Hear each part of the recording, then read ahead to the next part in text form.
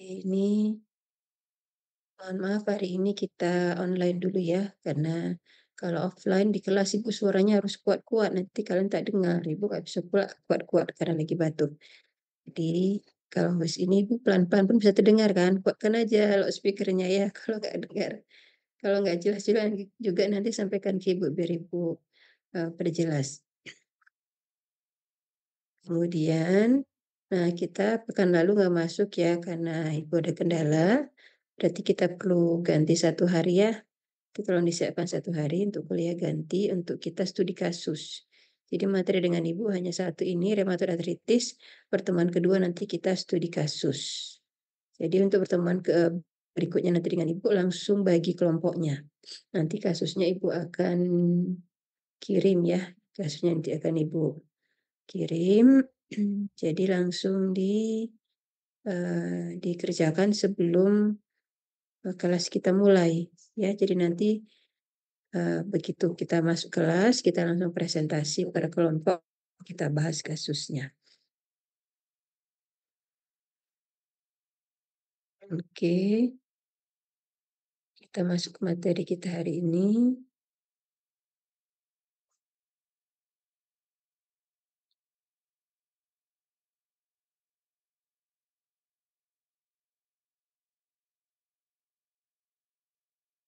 Ya, tentang rheumatoid arthritis ya. Sebelum itu Ibu mau share dulu.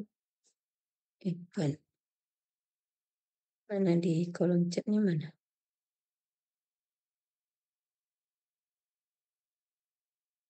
Nah ini untuk patogenesisnya, patofisiologi penyakitnya, kita boleh rujuk ke paper Ibu ya.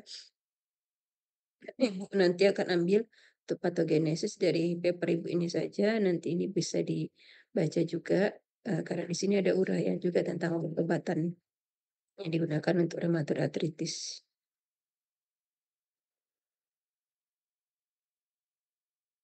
Nanti Ibu sudah kirim di kolom chat ya, sebagai tambahan dari materi kita hari ini.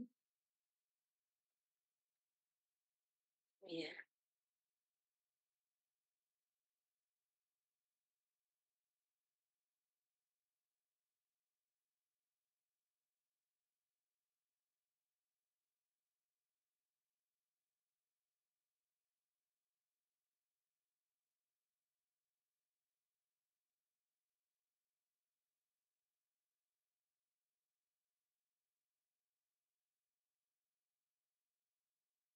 Nah, jadi untuk memperdalam patofisiologinya nanti bisa dibuka paper Ibu yang di atas ya, itu review artikel.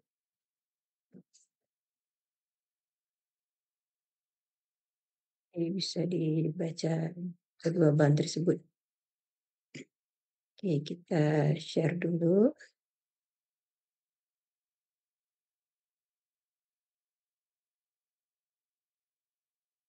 Sudah terlihat? Sudah, Bu. Kalau masuk kemari.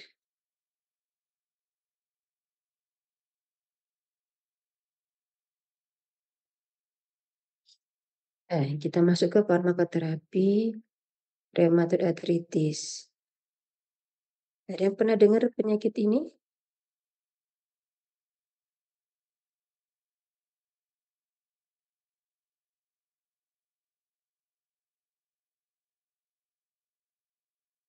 Yang pernah dengar ini penyakit apa?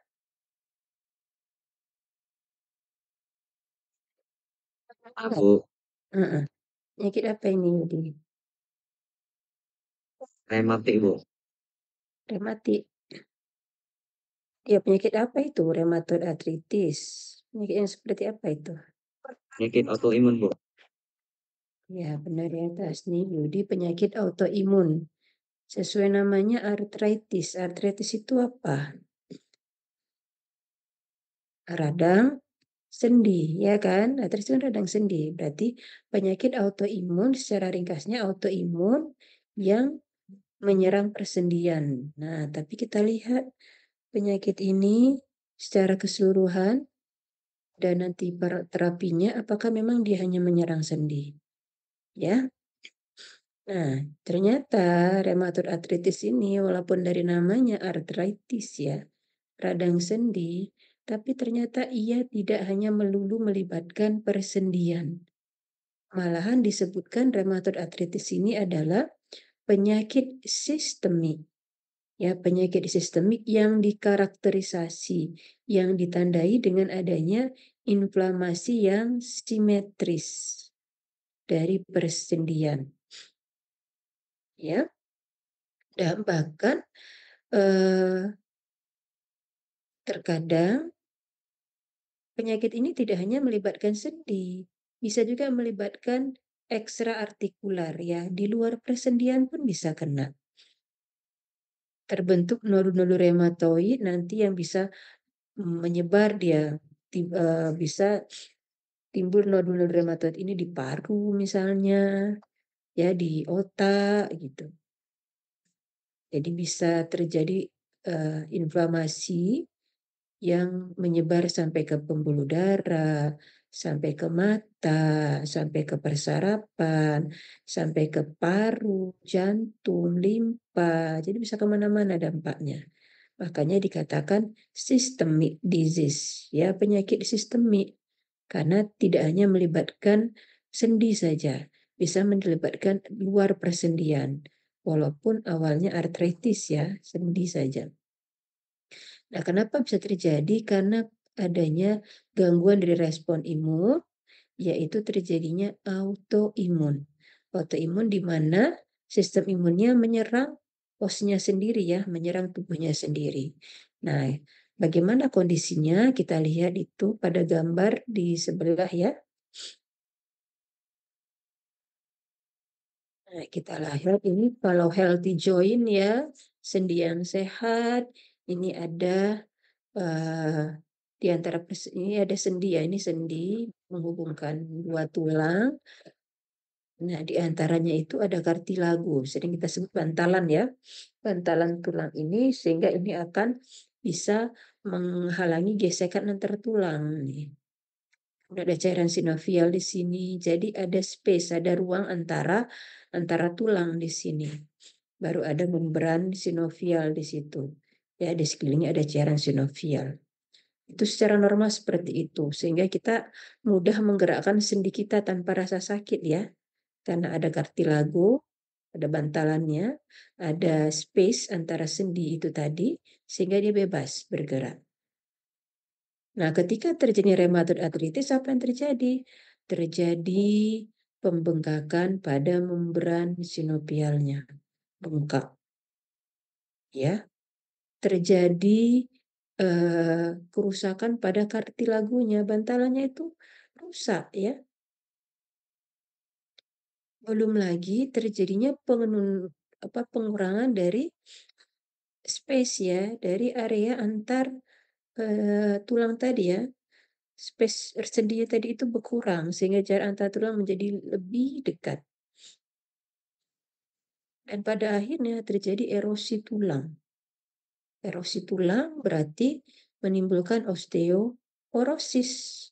Nah, jadi pada akhirnya rheumatoid arthritis ini nanti akan mengakibatkan terjadinya osteoporosis. Jadi dari sendi akhirnya terjadinya osteoporosis. Nah, kalau kita lihat gambar di bawah itu lebih jelas ya, nampak bengkak, kemudian erosi, penipisan kartilagonya, ya, tulangnya erosi dan seterusnya. Nah, itu gambaran yang terjadi pada rheumatoid arthritis. Nah, sehingga nanti kita lihat itu pasiennya nyeri, gangguan gerakan, dan seterusnya. Nah, seperti ini memang bentuk sendinya. Jadi wajar kalau pasiennya mengalami gangguan-gangguan gerakan dan rasa nyeri dan rasa tidak nyaman lainnya ya. Nah, siapa yang banyak kena dampak? Nah, kalau kita lihat epidemiologinya, prevalensinya hanya sekitar 1-2%. Ya, bisa terjadi pada usia berapapun, tapi prevalensinya meningkat seiring dengan meningkatnya usia, terutama yang lansia ya. 60-an tahun mau ke 70, nah itu sudah mulai banyak kejadiannya, ya. Dan ternyata lebih tinggi kejadiannya pada wanita. Kenapa pada wanita? Ini kita ingat lagi faktor resiko dari autoimun ya. Ya, keberadaan hormon-hormon wanita itu walaupun belum bisa dipastikan secara mekanisme bagaimana keberadaan estrogen, prolaktin itu bisa menginduksi terjadinya autoimun, tapi dari kajian-kajian menggunakan hewan coba, ternyata ketika hewan tersebut diambil gen estrogen, penghasil estrogennya itu kurang resikonya. Tapi begitu kondisi di mana prolaktinnya tinggi, naik resiko autoimunnya, ya. Jadi keberadaan hormon wanita itu ternyata mempertinggi resiko mengalami rheumatoid arthritis ini. Bukan hanya rheumatoid arthritis ya, autoimun itu meningkat pada wanita. Nah, dari data epidemiologi ternyata faktor penting yang menyebabkan terjadinya penyakit ini adalah kelainan genetiknya. Jadi bakat, kalau kita bilang sering bilang ya udah ada bakatnya itu, udah bawaan gitu. Bawaannya sudah ada kelainan genetik. Ditambah lagi adanya paparan dari lingkungan yang tidak diketahui, yang secara tidak sadar bisa mencetuskan penyakit ini. Jadi ada bawaannya, ditambah dia terpapar dengan lingkungan yang tidak sehat. Misalnya apa? Kena polusi udara, kena asap rokok, radikal bebas di dalamnya banyak, kemudian kena infeksi mikroba. Nah, ini akan memicu timbulnya penyakit dari orang terutama yang sudah ada bakatnya, yang sudah ada kelainan bawaan di dalamnya, sudah ada kelainan genetik. Kelainan genetik apa? Kelainan genetik yang dijumpai adalah kelainan pada HLA-nya. Ingat HLA ini apa? Dulu waktu belajar imunologi, HLA itu singkatan dari apa? Siapa yang masih ingat?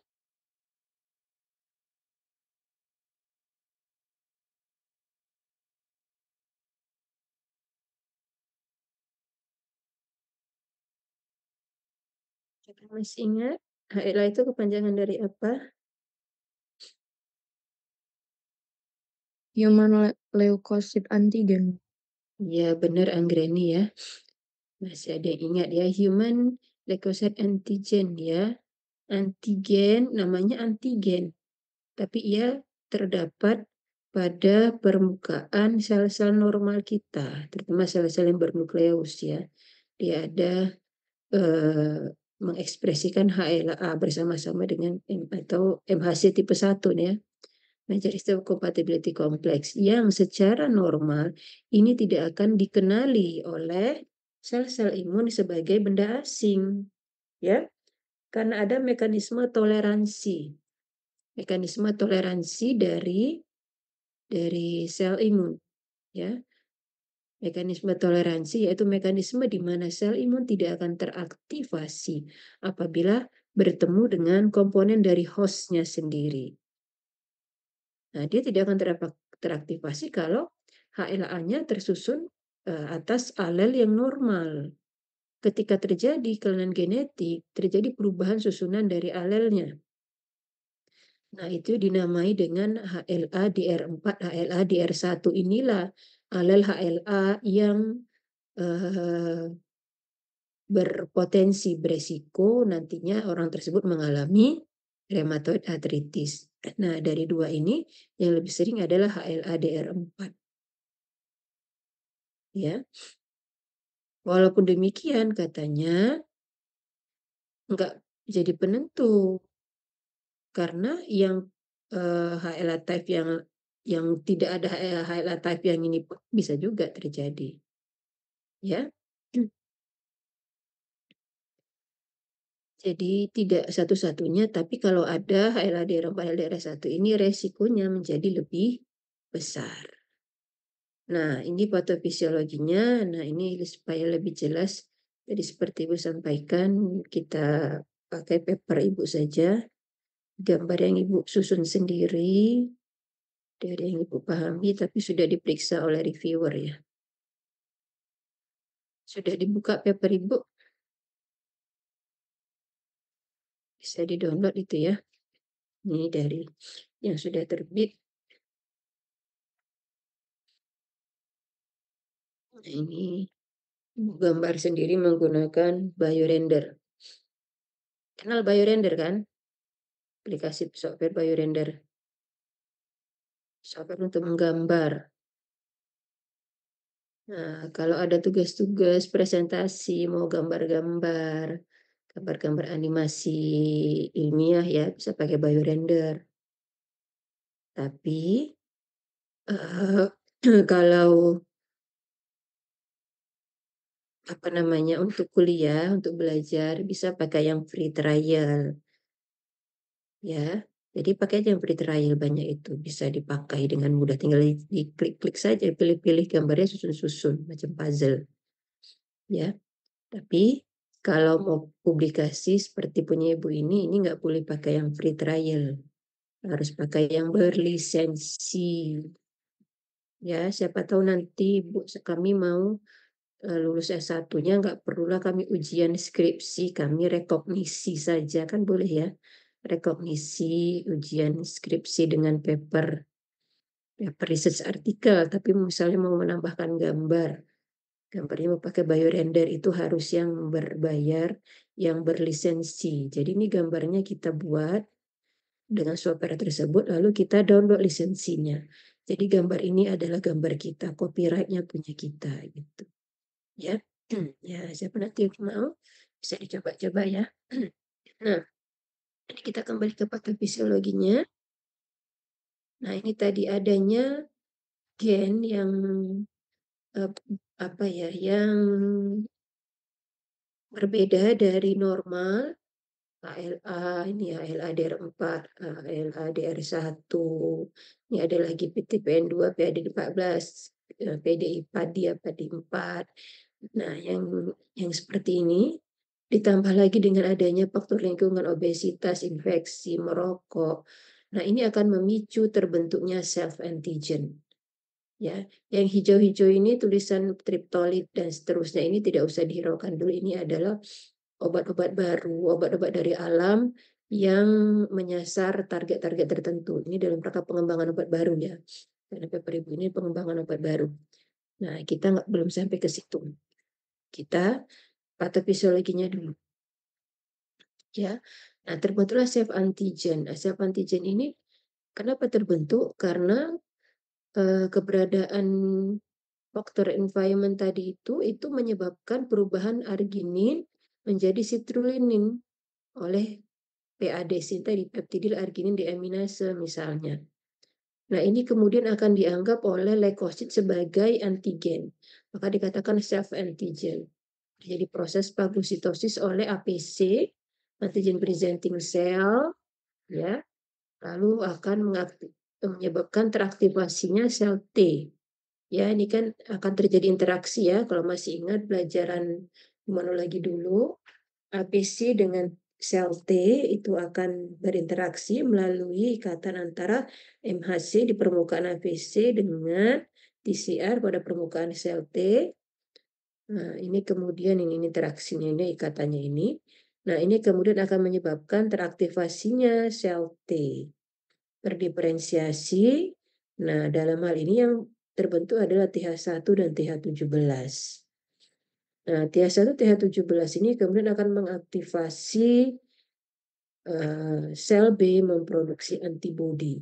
Antibodinya namanya apa? RF, rheumatoid factor, dan HPA, anti citrullinitib, apa ya lupa Ibu? Anti citrullinitib.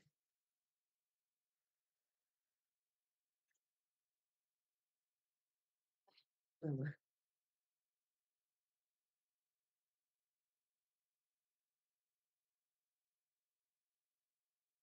anti-citrullinated protein antibody, ya.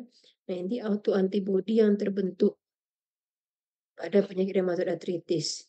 Nah, keberadaan autoantibody ini menjadi salah satu indikator untuk menegakkan diagnosa, mengkonfirmasi seseorang mengalami rheumatoid arthritis atau tidak. Tapi yang dari dua ini yang lebih spesifik ACPA ini. Karena rheumatoid factor ini kadang-kadang bias. Karena ada juga penyakit yang RF-nya positif, tapi rupanya bukan rheumatoid arthritis, ya. Jadi yang lebih spesifik katanya ACPA. Nah, selain itu, TH17 ini juga akan melepaskan banyak sitokin proinflamasi. Interferon gamma, IL-17, IL-22, IL-26, CCL20, ya. Yang ini bisa mengaktifasi fibroblast like synoviosis atau dan juga makrofag like synoviosis, ya. Yang ini nantinya bisa menarik neutrofil monosit yang ada di sirkulasi untuk datang ke tapak inflamasi sehingga akan memperberat inflamasi. Kenapa? Karena nanti kan neutrofil monosit itu nanti ketika sampai dia ke sendi itu juga akan melepaskan banyak mediator-mediator radang, ya. Nah, selain itu FLS ini nanti akan melepaskan misalnya ini MMPS. MMPS itu adalah matriks metaloproteinase. Yang inilah yang enzim yang akan meluruhkan, merusak kartilago dan sendi. Maka tadi kita lihat pada gambar kartilagonya rusak kan? Nah, karena produksi MMPS oleh FLS. Nah, ini juga bisa mengalami hiperproliferasi. Dia terus membelah menjadi banyak. Terbentuklah namanya panus. Jadi panus itu akibat dari FLS yang berproliferasi terus-menerus. Dia juga bisa melepaskan rengkel. Rengkel ini itu memicu osteoklas aktivasi. Osteoklas itu adalah sel tulang yang berperan dalam resorpsi. Nanti belajar lebih banyak pada pembahasan osteoporosis dan osteoartritis. Ya, osteoklas aktivasi itu nanti akan menyebabkan resorpsi tulang. Resorpsi tulang mengarah kepada osteoporosis. Kalau terlalu banyak, jadi tulang kita ini kan memang dia akan selalu mengalami remodeling ya, dia akan mengalami uraian dari osteoklas, aktivasi diikuti dengan osteoblast formation terus-menerus begitu. Seimbang dia.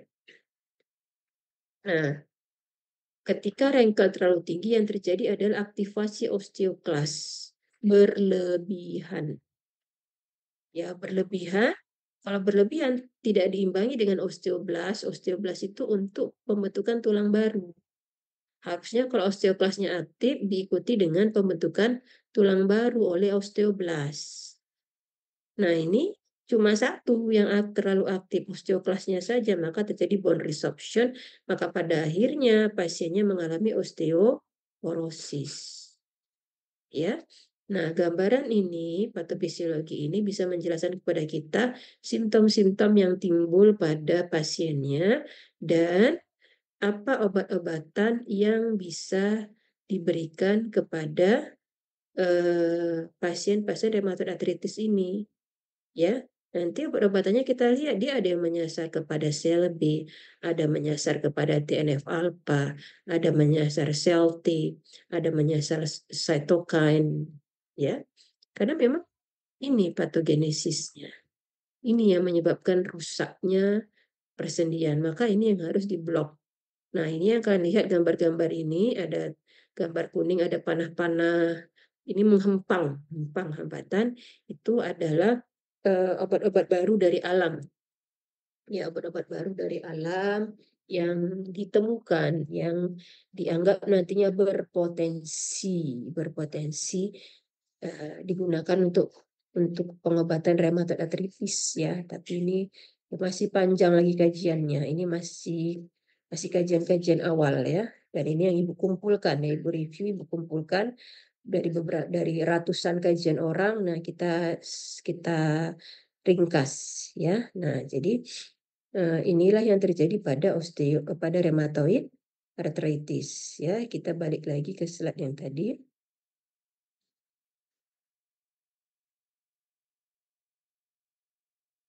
Oke, jadi ini sama penjelasannya seperti yang tadi.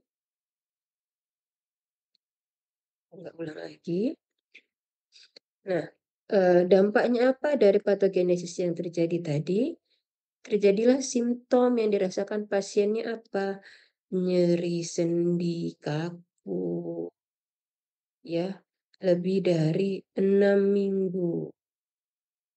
Ya, pasiennya juga bisa merasakan lemas juga, demam-demam ringan, ya, nafsu makannya berkurang, bisa muscle pain, nyeri otot, ya, bisa deformitas sendi. Nah, itu yang simptom yang muncul. Lalu ada tanda-tanda juga yang bisa dilihat ya. Nampak nanti ada pembengkakan yang lembut ya, tapi hangat di sekeliling persendian. Nah, di sendi yang terlibat itu biasanya simetris dia. Ya, juga ada rheumatoid nodul yang nanti muncul di beberapa daerah.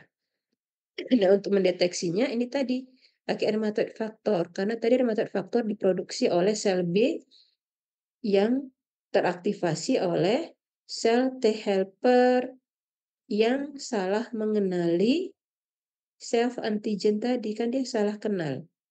Padahal itu peptida kitanya itu yang terkonvert, yang berubah akibat faktor lingkungan ditambah tadi adanya HLA yang berubah alelnya. Ya. Nah, rheumatoid factor ini terdeteksi pada 60-70% pasien. Tapi tadi katakan bias, kenapa? Coba lihat tabel di sebelahnya, ada penyakit-penyakit lain yang rheumatoid faktornya juga positif, tapi bukan rheumatoid arthritis. Ya.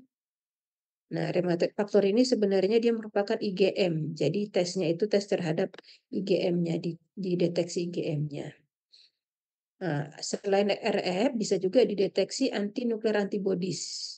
Itu pada 25% pasien itu nampak. Nah, bisa yang ACPA tadi atau anti-CCP. Ini sensitivitasnya sama 50, ini ternyata 560 tadi sensitivitas. 50-85%, tetapi lebih spesifik ya 90-95%. Lebih spesifik dan ini muncul di awal penyakit. Ya, muncul di awal penyakit. Dan kemudian juga akan muncul tanda-tanda inflamasi. Apa itu? LED-nya tinggi, laju endap darah, ya, erythrocyte sedimentation rate itu laju endap darah ya. Produksi reaktif protein itu adalah marker inflamasi, itu naik jumlahnya. Lalu ada trombositosis, anemia, ya kan ada kelainan pada darah juga. Ya, bisa ditegakkan lagi dengan pemeriksaan radiografi. Nah, ini memang bukan kita yang mendiagnosa ini ya, enggak kita yang mendiagnosa pasien. Menegakkan, oh ini pasien rheumatoid arthritis, tidak. Tapi laboratory test ini kita gunakan, kita perlukan untuk mengkaji obat-obatannya. Jadi nanti kalian kalau sudah belajar di tingkat apoteker, membuat catatan terintegrasi pasien, ada membuat namanya SOAP, Subjective Objective Planning and Assessment. Jadi kita assessment planning, terbalik ya, assessment planning, kita mengakses pengobatan yang diberikan oleh dokter kepada pasien.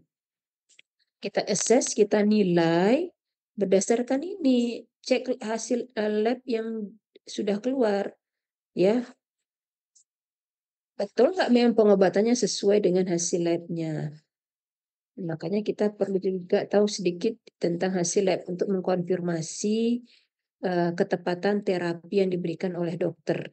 Jadi kita bukan dalam rangka diagnosa, tapi memastikan ketepatan obat yang diberikan oleh dokter.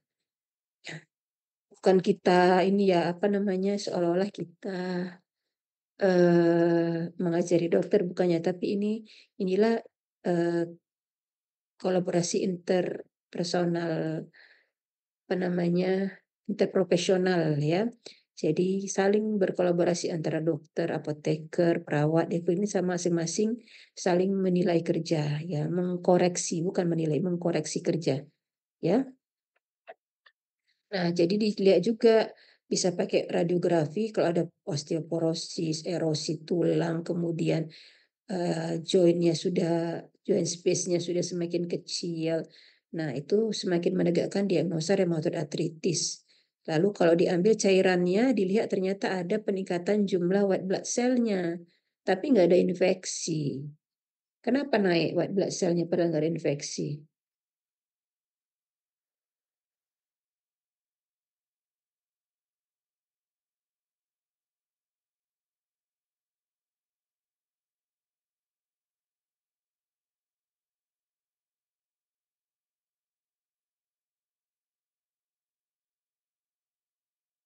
Kira-kira kenapa?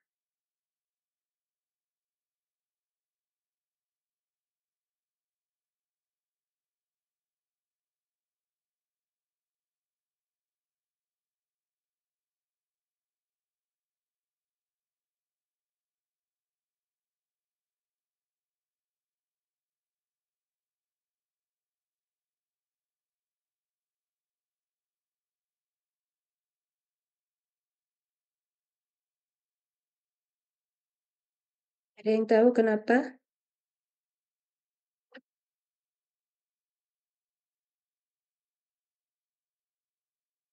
Karena inflamasi, Bu. Ya, karena inflamasi kan tadi lihat ya di patofisiologi yang Ibu sebutkan tadi bahwa makrofag liposinophiosis itu akan melepaskan banyak leukosit, banyak sitokin proinflamasi yang salah satunya itu akan menarik leukosit neutrofil monosit ke tapak inflamasi sehingga meningkat jumlahnya pada daerah persendian tadi itu.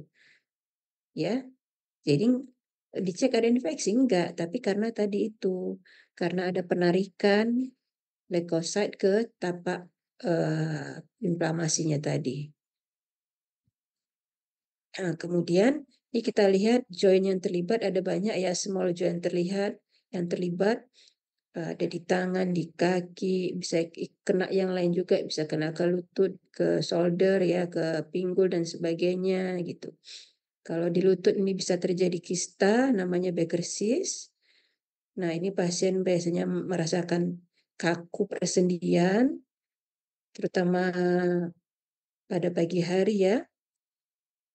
Nah, kalau pasiennya kemudian karena radangnya lama ya, kronik begitu ya, nyeri.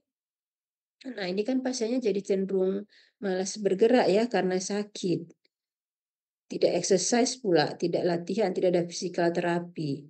Nah, ini pada akhirnya akan menyebabkan pasien mengalami kekurangan kemampuan untuk melakukan berbagai banyak gerakan. Karena nggak terbiasa, nggak dilatih, karena takut tadi ya nyeri. Dan kemudian bisa menyebabkan atrofi muscle, ya perubahan bentuk dari ototnya. Jadi lemes, deformitas ya. Jadi ini tubuh kita ini harus semuanya dipergunakan ya. Kalau ada yang nggak dipergunakan, nggak seimbang, dia langsung jadi apa ya? Kalau ibu bilang mudahnya agak error sedikit ya. Jadi perubahan. Ya sebagai contoh teman ibu ada yang baru-baru ini dia jatuh dia lari kencang, jatuh, kepleset, entah mungkin sangat kencang sekali larinya, robek bagian lututnya sini ya, bagian kartilagonya ini. Nah, dia tak berani ya bergerak kan sakit.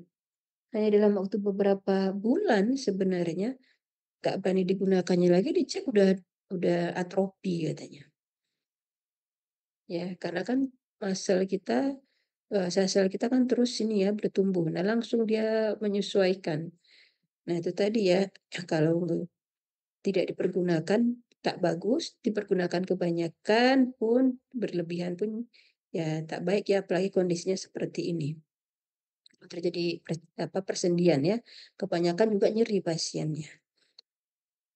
Nah, pada rheumatoid arthritis ini, pembengkakannya ini biasanya kalau kita pegang dia, lembut dia nih, lembut, spongy gitu ya. Kenapa? Karena pembengkakannya itu terjadi karena proliferasi dari jaringan lunaknya dan akumulasi cairan, di dalam kapsul persendiannya tadi, ya. Dan yang paling sering terlibat, yang paling sering terkena itu adalah daerah MTP katanya. Apa itu? Metatarsofalangeal joint. Ini lihat di gambar itu di daerah persendian dekat jari-jari di kaki ya. Nah, sehingga pasiennya susah berjalan ini. Karena di bawah ini susah jadi pasiennya jalan. Nah, bisa juga kena bagian tubuh di luar persendian, ya, terbentuk nodul, ya, bisa di tangan, bisa sampai ke paru, ini di mana-mana ya. Nah, bisa terjadi peradangan pada vaskulitis. Ini pasien yang reumatoidnya lama, ini bisa kena vaskulitis. Kalau yang terserang adalah pembuluh darah kecil, ini bisa menyebabkan infak kematian di ujung-ujung ya, dekat finger, jari, ya itu di toes, nih jari kaki. Nah, itu bisa mati dia, karena kan daerah-daerah paling ujung ya, itu kan pembuluh darahnya kecil. Kalau yang terlibat pembuluh darah besar, nah ini lebih berbahaya, bisa mengancam jiwa. Nah, kalau vaskulitisnya pada daerah yang mensuplai saraf, ini bisa menyebabkan gangguan gerakan, ya. Nah, jadi bisa kemana-mana dampaknya. Apalagi kalau sampai yang terganggu itu adalah pembuluh darah yang mensuplai organ-organ dalam ya. Nah, ini bisa menyebabkan gangguan pada organ di dalam tubuh kita ini, bisa ginjalnya, gastronya dan sebagainya. Nah, ya. Nah, itu dia vaskulitis. Nah, bisa juga komplikasi kepada paru-paru. Nah, ini awalnya simptomatik katanya kalau masuk ke pleuranya bisa terjadi efusi pleura, masuk ke dalam bagian pleura ya. Bisa terjadi fibrosis, bisa memberat dengan adanya smoking ya. Jadi kalau merokok makinlah berat ya. Nah, bisa terjadi nodul-nodul reumatoid yang berkembang di daerah pulmoner ini juga. Nah, bisa mata juga, terjadi keratokonjungtivitis sika, inflamasi pada daerah sklera dan seterusnya. Bisa terjadi atrofi pada daerah ductus lacrimal ya. Ini kalau terjadi atrofi pada daerah ini akan menyebabkan gangguan pada pembentukan air mata. Nah, ini menyebabkan kan matanya gatal, kering. Nah, yang seperti ini harus diobati nih. Gimana pengobatannya? Dikasih air mata buatan. Ya.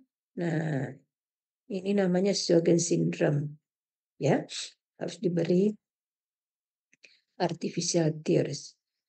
Nah, jantung juga bisa terlibat, walaupun katanya hanya terkadang katanya, tapi kalau kena jantung, nah ini mortalitasnya menjadi tinggi.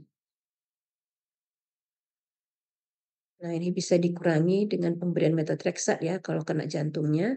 Nah, bisa kena bagian perikardium atau miokardiumnya. Nah, bisa juga terjadi sindrom Veltis. Ini terjadi berkaitan dengan splenomegali, pembesaran splinnya, dan neutropenia. Nah, komplikasi lainnya ini bisa limfadenopati, ya. Nah, kalau renal involvement, nah walaupun tadi kita lihat kan ada keterlibatan ginjal ya, tapi katanya keterlibatan ginjal ini itu lebih kepada treatmentnya, bukan karena patogenesis penyakitnya sendiri. Ya, kenapa? Karena kan treatmentnya itu banyak menggunakan obat-obat antiinflamasi yang ini bisa merusak ginjal kan? Jadi banyak obat-obatan yang merusak ginjal itu yang menyebabkan ginjal juga rusak pada pasien rheumatoid arthritis. Nah, jadi banyak penyumbangnya, bisa penyakitnya sendiri, bisa karena obat-obatan. Nah, ada juga seronegatif yang nggak ada rheumatoid faktornya, ya. Jadi maka dikatakan lebih spesifik tadi adalah ACPA katanya kan.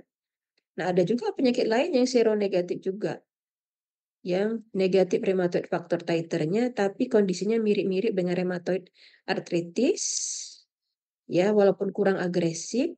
Nah, tapi treatmentnya lumayan sama. Nah, tapi kita nggak mengarah ke situ, kita hanya fokus kepada rheumatoid arthritis saja. Nah, ini daerah-daerah yang juga ini ya bisa mengalami kerusakan juga. Nah, lihat di sini. Nah, ada banyak organ yang kena juga, darah, muskuloskeletal, renal, dan seterusnya. Tapi lihat juga di sini ya, di kota ini tiba-tiba nanti di bawahnya apa? Complication of DMRD, hepatotoxicity from DMRD. Jadi tadi kalau sebelumnya kan disebutkan ada karena patogenesisnya, ada karena obatnya. Nah, jadi bertimpa-timpa ini ya. Ini kalau gastro ya penyakitnya progres patogenesisnya sendiri juga kepada obat-obatannya.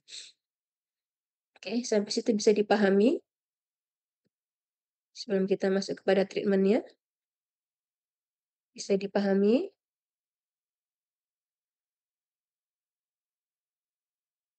Bisa? Ya ada suaranya Ibu nggak tahan ini. Nanti Ibu lanjut Ibu suara sendiri. Rupanya entah apa yang Ibu disampaikan ini. Bisa, Bu. Oke, baik. Terima kasih Nadia ya. Nah, kita lanjut ya. Nah, itu tadi patogenesisnya sampai kepada simptom dan bagian-bagian yang terlibat. Nah, sekarang ini inti dari pertemuan kita mau treatment. Kita tak mau lagi pasiennya tak bisa melakukan daily activities, nggak bisa jalan, pasien nggak bisa kerja. Nah, jadi kita melakukan treatment dengan tujuan utama to improve katanya, untuk meningkatkan atau mempertahankan fungsinya. Jadi tangannya bisa tetap digunakan, karena sendi kan di mana-mana kan. Sendi tak bisa berfungsi, nggak bisa jalan, nggak bisa megang, kan begitu ya. Nah, jadi kalau seperti itu pasiennya, quality of life-nya akan turun. Ya, ketika pasien tidak bisa melakukan daily activities, tidak bisa produktif, nah itu pasti nanti kemungkinan besar akan timbul penyakit lainnya kan, pasien bisa depresi dan sebagainya, dia nggak bisa ngapa-ngapain gitu ya, sangat terbatas gerak aktivitasnya, dia membutuhkan orang lain dan itu penurunan kualitas hidup. Maka kita lakukan adalah peningkatan kualitas hidup. Nah, goal yang paling ideal adalah ya pasiennya betul-betul sembuh. Nah, tapi pada beberapa pasien ini susah untuk dicapai. Ya, paling tidak kita mengontrol penyakitnya saja dan nyerinya. Kontrol supaya nggak terus berkembang, nggak terus sampai terjadinya osteoporosis. Kita kontrol jangan selalu timbul nyeri sendi. Ya, baru kita maintain fungsinya supaya bisa melakukan aktivitas harian.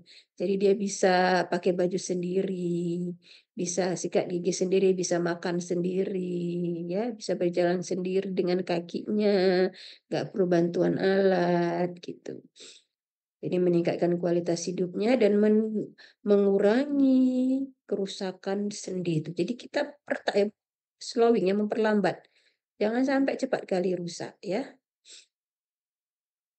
Nah, bagaimana terapinya? Kita lakukan seperti biasa non-farmakologi dan farmakologi terapi. Non-farmakologi terapinya bagaimana? Nah, ini paling mudah, istirahat. Istirahat yang paling mudah kan? Istirahat. Istirahat, untuk apa perlu istirahat? Kok istirahat bisa jadi terapi? Karena istirahat ini bisa mengurangkan stres pada sendi yang inflamasi tadi, yang meradang. Dan ini bisa mencegah kerusakan yang lebih lanjut. Istirahat juga bisa mengurangi nyeri. Tapi kalau terlalu banyak istirahat, nggak gerak-gerak, nggak boleh juga. Ya, akan menyebabkan tadi itu atrofi muscle, nggak bisa banyak bergerak, ya. Jadi harus seimbang. Ada physical therapy juga, terapi fisik, exercise, supaya bisa melakukan banyak gerakan. Nah, supaya pasiennya bisa melakukan daily activities, pakailah assistive devices kalau memang sudah sangat berat ini ya. Nah, seperti gambar di sebelah itu kan, udah banyak disediakan hand tools for people with rheumatoid arthritis katanya. Tengok, sudah ada apa nih sendoknya ya. Ini kan kita lihat semua besar-besar pegangannya itu. Jadi sendinya kan nggak terlalu membengkok itu. Sikat giginya pun khusus. Jadi sudah disediakan adaptive utensil ya. Semuanya sudah disesuaikan dengan kondisi pasiennya supaya pasiennya bisa makan sendiri, sikat gigi sendiri. Tengok nih ada dressing tools lagi, stick for reaching clothing katanya. Jadi untuk bantu dia ngambil baju ya. Nah, ini untuk meningkatkan kualitas hidupnya jadi bisa mandiri.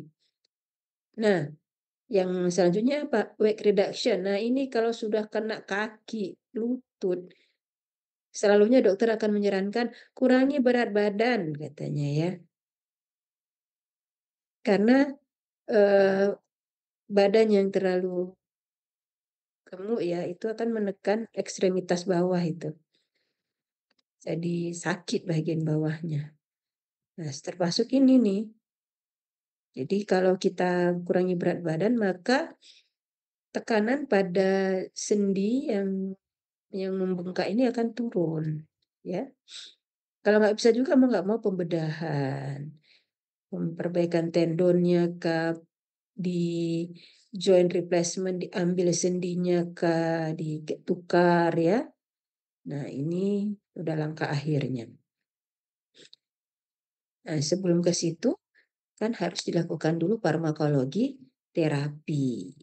Nah pengobatannya paling utamanya namanya DMRD. Jadi digolongkan namanya DMRD.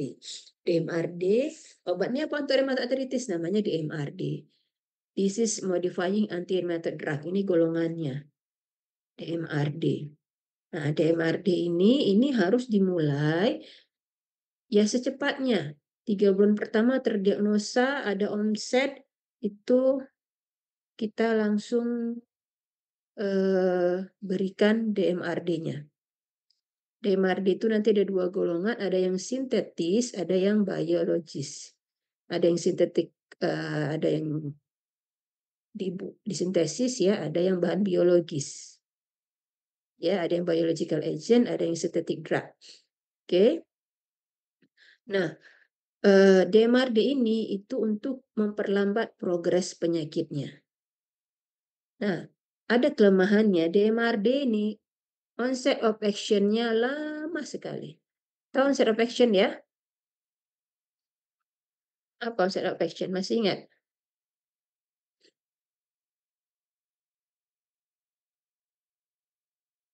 Hah? Nggak ingat apa itu onset of action?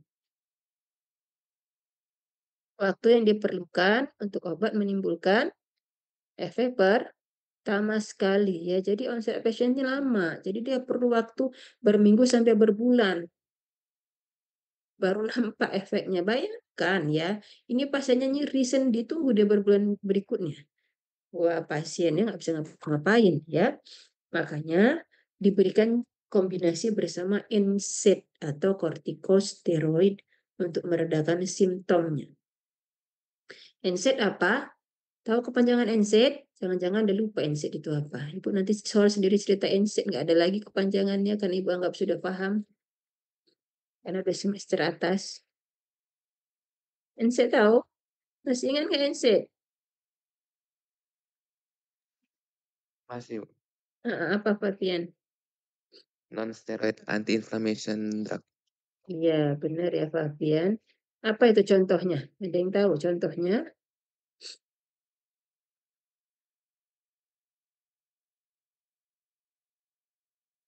Fabian sudah jawab kepanjangannya.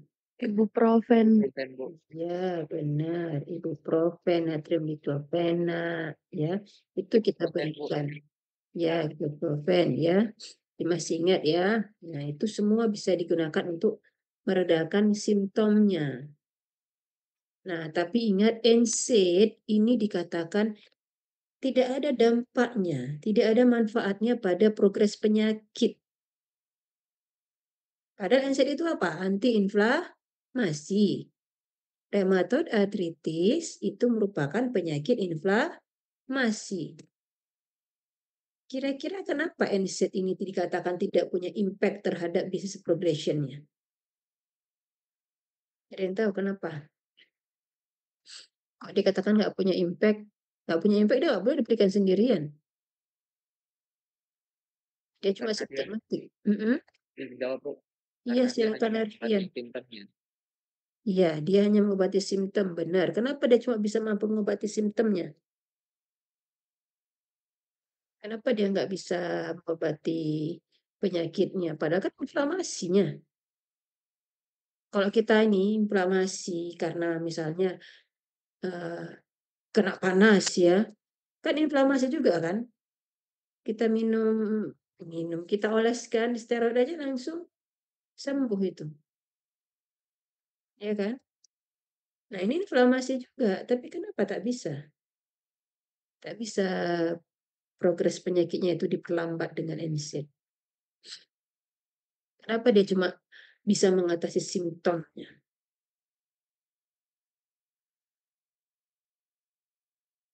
Mana kita hubungkannya?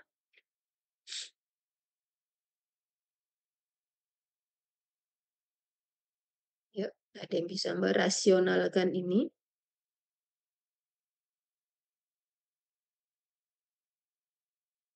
Maria Jessica,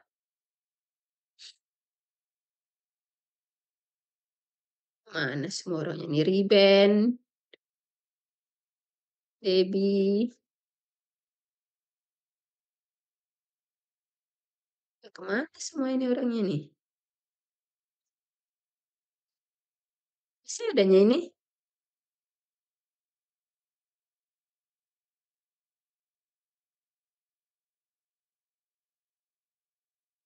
Amanda masih bersama kita kah?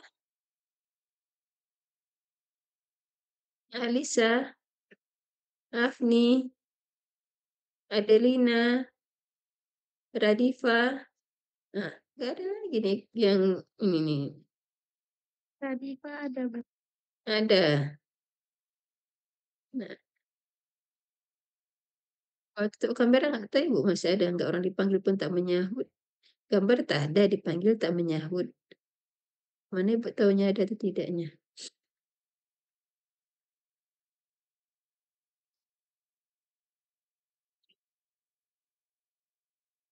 Ya, ini eh rematot ini agak lumayan susah pengobatannya. Pilih-pilih obatnya. Jadi kalau cuma laptop atau handphone saja yang dengar, payah nanti baca sendiri. Oke lah, tunggu terpulang ya masing-masing ya, kan sudah dewasa. Nah, jadi NSAID itu tidak punya impact kepada disease progression. Kenapa? Karena kita lihat patogenesisnya tadi. Lihat bandingkan dengan mekanisme kerja dari NSAID. NSAID itu kerjanya cuma memblok prostaglandin, memblok siklooksigenase saja. Padahal tadi inflamasi yang terjadi pada rheumatoid arthritis, apa penyebabnya? Penyebabnya apa tadi? Reaksi dari respon imun kan? Adanya sitokin proinflamasi, ada kerja sel T yang reaktif, ada sel B yang memproduksi autoantibodi, ada sitokin. Itu yang menyebabkan kerusakan-kerusakan pada persendian. Ada FLS yang memproduksi metalproteinase dan sebagainya. Jadi kecil sekali peran dari NSAID ini terhadap patogenesisnya, karena kita ngobatin itu berdasarkan patogenesis. Jadi patogenesis itu kita perlukan untuk memahami terapinya. Ya, ke situ keperluan kita, ya.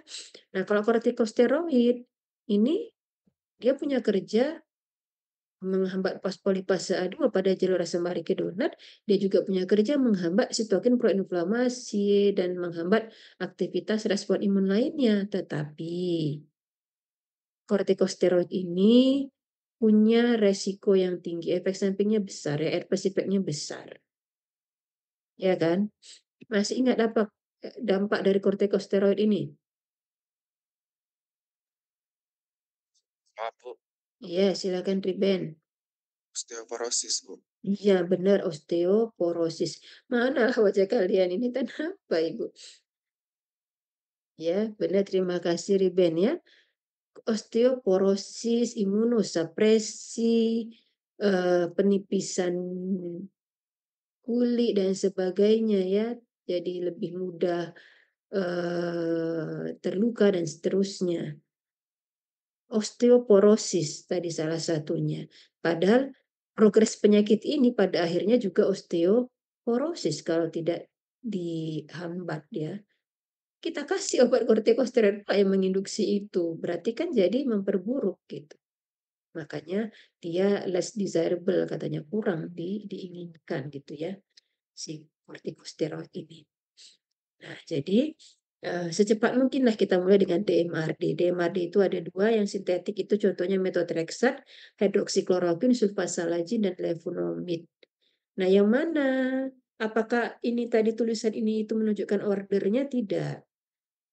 Ya, jadi not clearly defined katanya. Nggak pasti yang mana. Apakah habis methotrexate, hydroxychloroquine, baru sulfasalazine? Enggak juga katanya.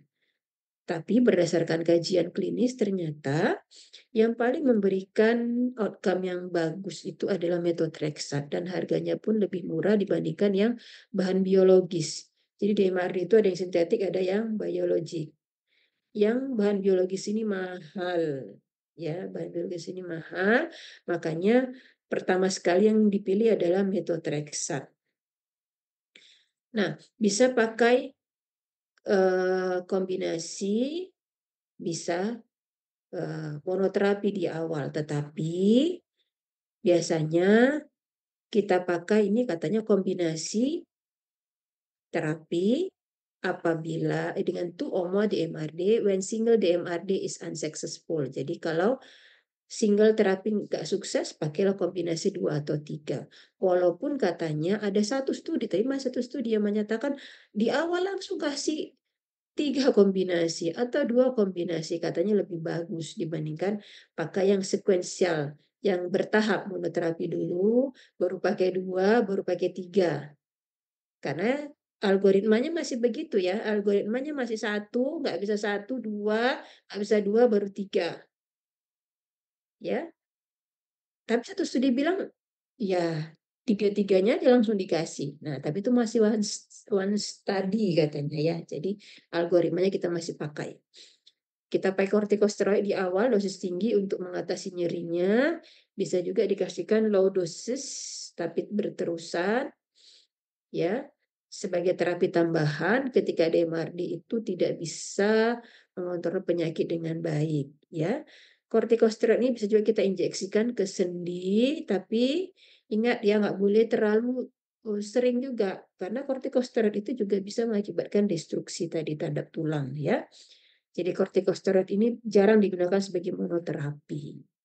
Nah, karena efek buruk dari kortikosteroid ini bisa juga dikombinasikan antara NSAID dan DMARD. Ya. Nah, ingat NSAID itu tak boleh diberikan monoterapi karena memang hanya sebagai simptomatik untuk mendapatkan efek analgesik antiinflamasinya saja. Karena memang hanya sedikit saja perannya dalam kaskade inflamasi. Oke, kita lihat satu-satu. Yang pertama methotrexate, ini masih dianggap sebagai drug of choice-nya. Tapi lihat dia dikontraindikasikan pada banyak kondisi. Coba ya, wanita hamil, menyusui, gangguan hati, ginjal, darah dan sebagainya. Kenapa? Karena lihat efek toksiknya. Efek toksiknya banyak sekali ya. Terhadap gastro, darah, paru, liver, terhadap janin gitu. Makanya banyak kontraindikasinya. Ya, ini pun dikatakan paling efektif ya, walaupun banyak efek toksiknya seperti ini. Jadi penggunaannya itu harus dimonitor. Dimonitor fungsi hatinya, fungsi darahnya, ginjalnya itu mesti dimonitor. Kerjanya bagaimana? Menghambat produksi sitokin, purin biosintesis dihambat, meningkatkan rilis adenosin sehingga bisa mengontrol pelepasan sitokin. Nah, onset of action-nya sangat rendah, tengok 2-3 minggu baru muncul. Jadi lama mulai kerjanya. Nah, beberapa pasien itu menggunakannya sampai 7 tahun ya, jadi lama sekali penggunaannya. Bisa digunakan secara IM, subkutan atau oral. Nah, ini tergantung pada dosisnya. Kalau dosisnya lebih dari 15 mg itu harus secara parenteral. Karena kalau dosis besar, bioavailabilitasnya rendah diberikan secara oral. Ya. Lalu ada liflonomid, ini menghambat pirimidin sintesis, menurunkan proliferasi limfosit. Ya, jadi kepada sel T dan sel B tadi. Nah, leflunomid ini bisa diberikan dalam bentuk loading dose tinggi langsung, 100 mg daily selama 3 hari, diikuti dengan maintenance dose 20 mg. Ya. Nah, dosis yang lebih rendah ini kita perlu berikan kalau pasiennya mengalami gangguan gastro, rambut rontok, ya, dan tanda-tanda toksisitas lainnya. Karena obat ini nih menyebabkan toksisitas liver, bone marrow, teratogenik gitu. Jadi kalau pasiennya kondisi tertentu ini, kita boleh turunkan dosisnya. Ya. Nah, akan tetapi kalau kita berikan loading dose seperti yang di atas tadi ya, langsung kita kasih loading dose. Ingat, tahu ya loading dose, maintenance dose. Sudah belajar ya. Kalau treatment itu kan biasa dosis awal dulu, baru ada dosis maintenance untuk menjaga supaya dia tercapai steady state ya. Steady state-nya terjaga. Loading dose itu biasanya tinggi dosisnya. Nah, kalau kita bisa kasih loading dose, ya, nah, di awal-awal dengan dosis yang tadi yang lebih tinggi, nah ini pasien akan cepat mendapatkan therapeutic response-nya. 1 bulan pun sudah dapat. Kalau kita mulai dengan dosis yang rendah ya, tanpa pakai loading dose yang tadi itu yang tinggi, karena half life-nya lama, 14-16 hari, itu perlu waktu berbulan-bulan untuk mencapai steady state. Kalau kita nggak kasih loading dose. Nah, kalau kita mempertimbangkan hal ini, kita mempertimbangkan ketercapaian steady state-nya. Steady state tahu? Sudah belajar ya di farmakokinetika ya. Kalau ada yang tidak tahu, yang masih bingung disampaikan, Bu, kami nggak pernah dengar ini Bu, karena sudah semester 5 Ibu anggap sudah lewat ini semua. Jadi karena waktu yang diperlukan untuk memperoleh steady state-nya ini panjang ya, kalau nggak pakai loading dose, maka lebih baik kita pakailah loading dose, kan begitu ya, untuk levonomid. Tetapi karena efek toksiknya besar, ada pertimbangan lainnya ini, karena efek toksik besar, maka beberapa rheumatologis lebih memilih memulai maintenance dose sebagai loading dose. Jadi dosisnya dia dosis rendah saja untuk menghindari efek toksiknya. Ya, jadi itu yang akhirnya lebih banyak dipilih. Paham ya kasus levonomid ini? Paham nggak kasus levonomid ini? Afni paham? Afni, Paham, Bu. apa yang paham? Jadi ya, bagusan pakai maintenance dose atau loading dose tinggi? Loading dose, Bu. Loading dose. Riben gimana Riben?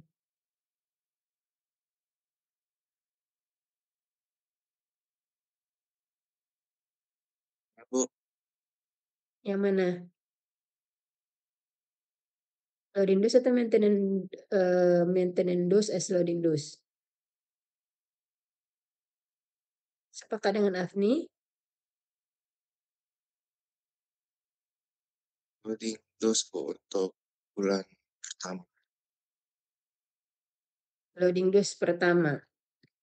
Loading dose yang tinggi yang 100 mg.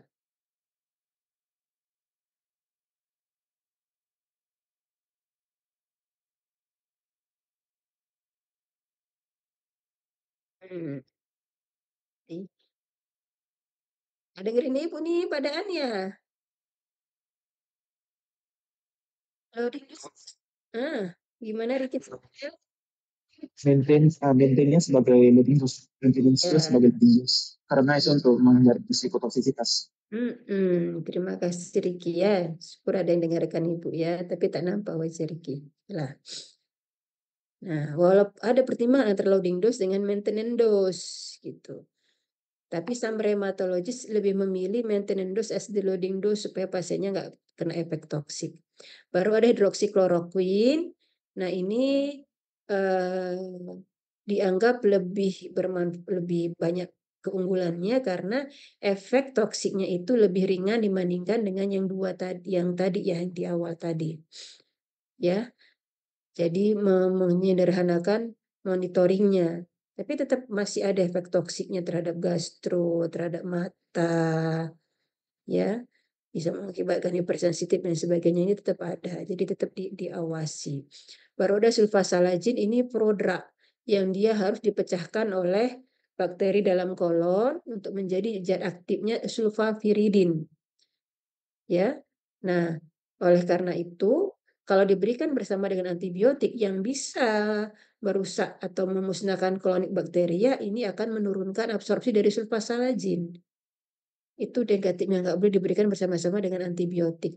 Ya, karena sulfasalazin ini adalah prodrug.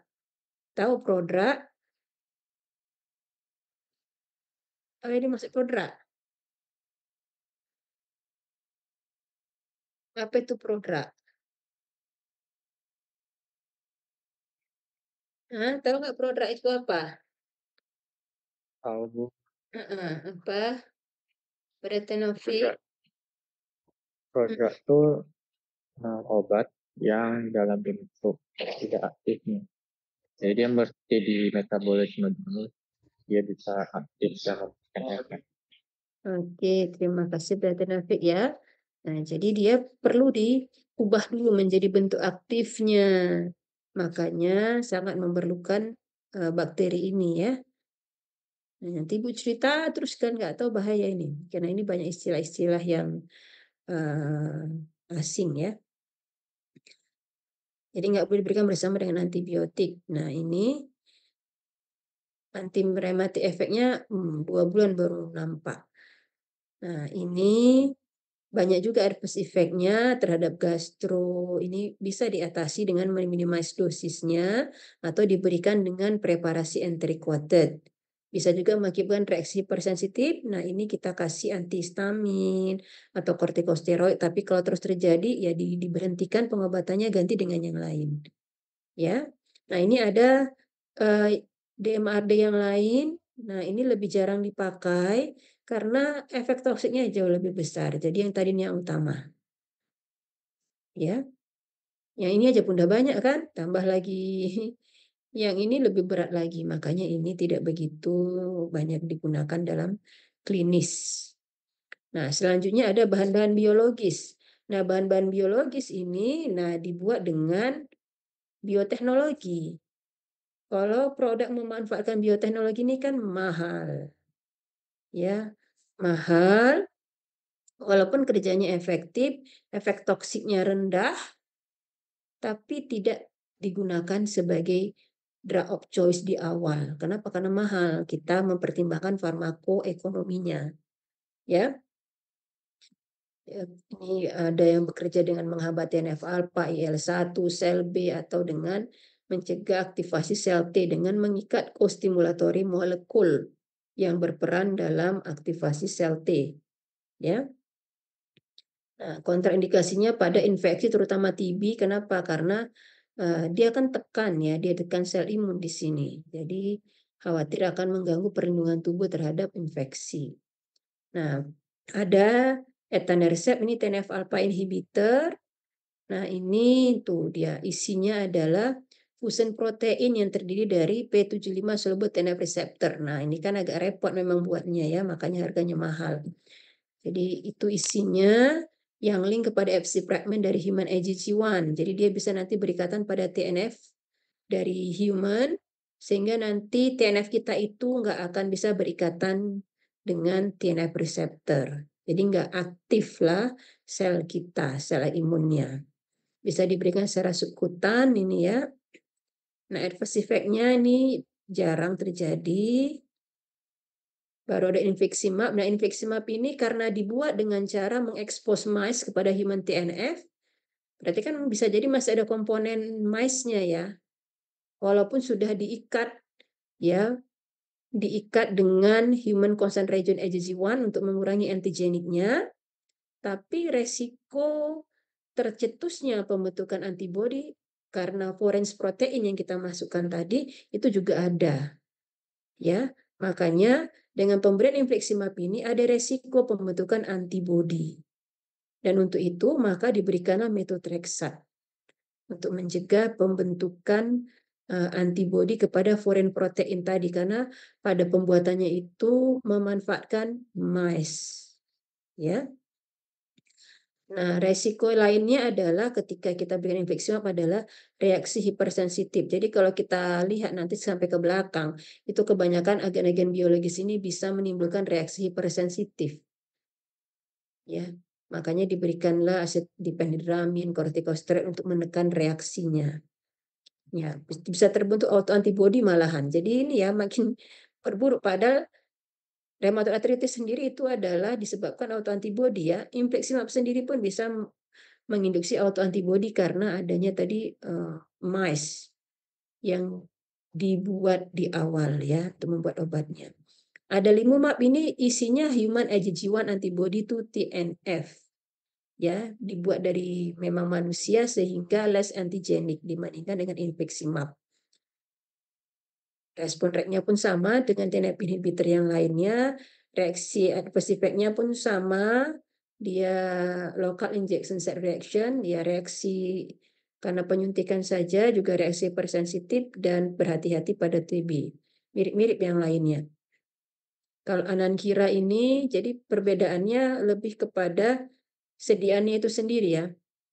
Sediaannya, kemudian tadi antigenik atau tidak, karena tergantung bagaimana ia dibuat. Ya, ini ada B-cell inhibitor. Nah, ini dipakai kalau gagal terhadap TNF inhibitor atau methotrexate. Jadi tetap yang utama tadi TNF inhibitor dulu kalau mau pakai agen biologis, kalau gagal baru pakai yang lain. B-cell inhibitor K, CD80 modulator K, ya, atau Anankira yang merupakan IL-1 inhibitor K gitu ya. Nah, ini tetap ini digunakan antihistamin untuk mencegah terjadinya reaksi-reaksi hipersensitif tadi. Bisa dikombinasi dengan methotrexate untuk meningkatkan outcome-nya. Ya, jadi agen-agen biologis ini sebenarnya mirip-mirip, baru ada abataset ini juga tadi terlewat ya.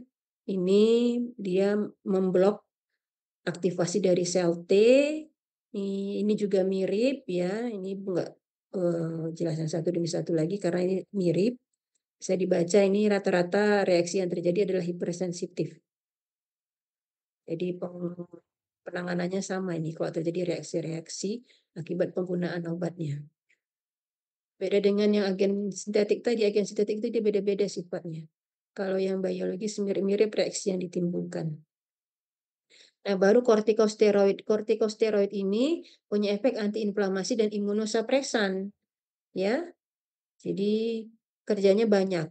Dia bisa memblok sel T, memblok prostaglandin, memblok monosit, neutrofil, dan sebagainya. Jadi kerjanya cukup poten sekali. Bisa digunakan sebagai bridging terapi, jadi jembatan ya. Kenapa? Karena DMARD tadi kerjanya lama.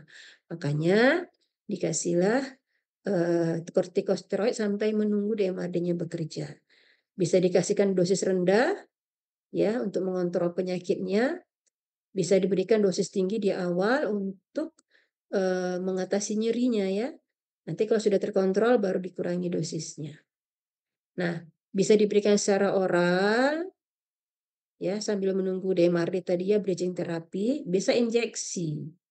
Ya kalau injeksi efektif kita kasih intraartikular tapi repeat every 3 months saja. Dan katanya tidak ada satu sendi yang boleh diinjeksikan 2 atau lebih dari 2 sampai 3 kali per tahun karena bisa menyebabkan kerusakan sendinya malahan. Kenapa? Karena tadi punya efek osteoporosis kan. Makanya di sini perlulah diberikan ini alendronat untuk mencegah bone loss. Jadi kalau mau dikasih corticosteroid injection tadi intraartikular, lebih bagus ini dikombinasi dengan alendronat untuk terapi profilaksisnya, terutama pada pasien yang resiko tinggi. Pasien apa? Postmenopause female. Yang perempuan postmenopause itu resiko osteoporosisnya lebih besar. Kenapa? Karena keberadaan estrogen itu menahan aktivasi osteoklas. Kalau estrogennya rendah, yang terjadi adalah aktivasi osteoklas, berujung kepada resorpsi tulang dan osteoporosis, maka dikasih alendronat sebaiknya. Oke. Nah, ini algoritmanya.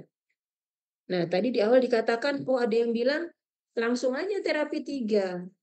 Ada yang bilang langsung aja lah kombinasi 2 daripada step up kombinasi katanya. Tapi algoritmanya di buku yang sama, ini bisa dibaca di Dipiro juga, tetap saja dia monoterapi baru 2, baru 3. Ya. Methotrexate pilihannya atau DMRD yang lain katanya.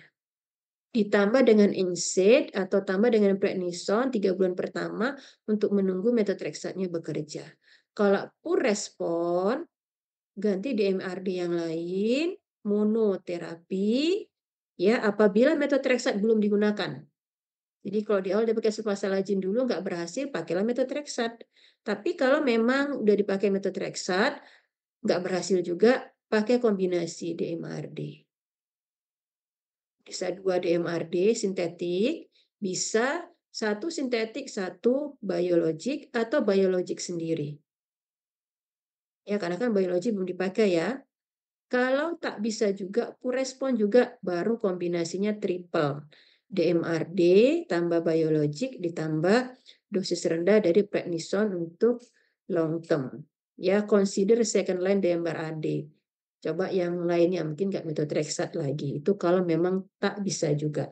Nah, ini rujukan pertama kita ya. Jadi pakai yang ini. Walaupun ada buku lain yang begini buatnya, dia langsung buat nama obatnya langsung, tapi ini pun tidak menjadi patokan ya. Ini gambaran saja karena ada beberapa literatur yang dia tidak menggunakan ini, nggak harus sulfasalazin gitu ya, tidak harus MTX anti TNF gitu, tidak harus abatacept gitu ya. Ini dia kasih contoh-contoh kombinasi. Ya, jadi di sini dia lihat berdasarkan keparahannya. Kalau di sini kan tidak ya.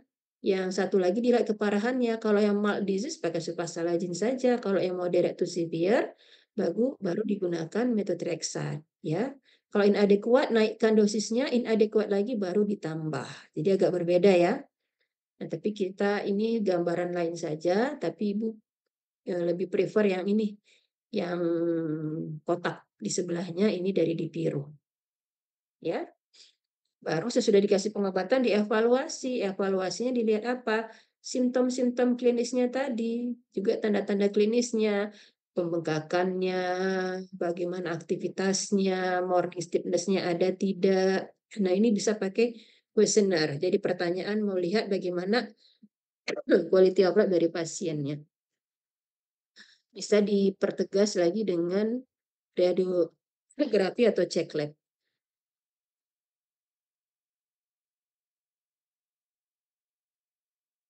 Oke, jadi kira-kira seperti itu terima ya. Sampai sini bisa dipahami?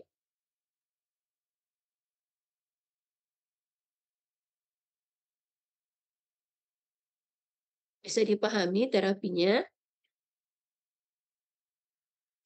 Riben bisa, Riben?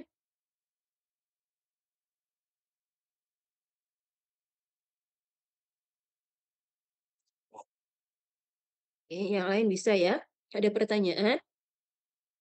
Bertanya, Bu. Silakan. Jadi yang sulfasalazin tadi, Bu, bagusan dikasih sama dengan antibiotik ya, Bu? sulfasalazin lebih baik diberikan bersama? Antibiotik ya, Bu. Oh, terbalik malahan sulfasalazin tak boleh diberikan bersama-sama dengan antibiotik, ya. Karena antibiotik itu kan bisa memusnahkan bakteri di kolon, ya kan? Kalau dimusnahkan bakteri di kolon berarti tidak ada nanti yang akan memecah sulfasalazin menjadi sulfaviridin. Padahal yang aktif itu adalah sulfaviridinnya. Ya, jadi malah tidak boleh diberikan bersama-sama dengan antibiotik, ya. Ya, terima kasih Arfian, pertanyaannya berarti Arfian mendengarkan. Makasih ya. Oke. Sudah ya, waktu kita sudah lewat. Jadi kuliah kita hari ini ya, Ibu kirimkan ke accounting-nya ya, ke Yudi nanti kasusnya kita bahas pekan depan. Izin, Bu. Ya, Bu, tadi Nadia sama Ines telat join, Bu. Kalau Oh, ya? Nadia, iya, kalau Nadia tadi karena mati lampu di rumah kan, Bu, jaringan Telkomsel hilang, Bu. tunggu ya. Ibu lihat dulu ya, Ibu buat apa di sini Nadia. Ibu udah submit belum ini? Nadia. Nadia Tarigan, Bu. Nadia Putri Anggreni ya. Iya, Ibu. Izin Bu, ini juga. Siapa? Ines? Iya Bu. Mana Ines? Ines mana? Ines ada? Ada Bu. Oh, berarti yang nggak datang hanya Naomi itu ya, stangku atas ya. Ada kondisi mungkin. Oke, sudah ya, Ibu submit nih. Oke, terima kasih untuk semuanya. Mohon maaf atas segala kekurangan. Kita akhiri. Assalamualaikum warahmatullahi wabarakatuh. Selamat siang.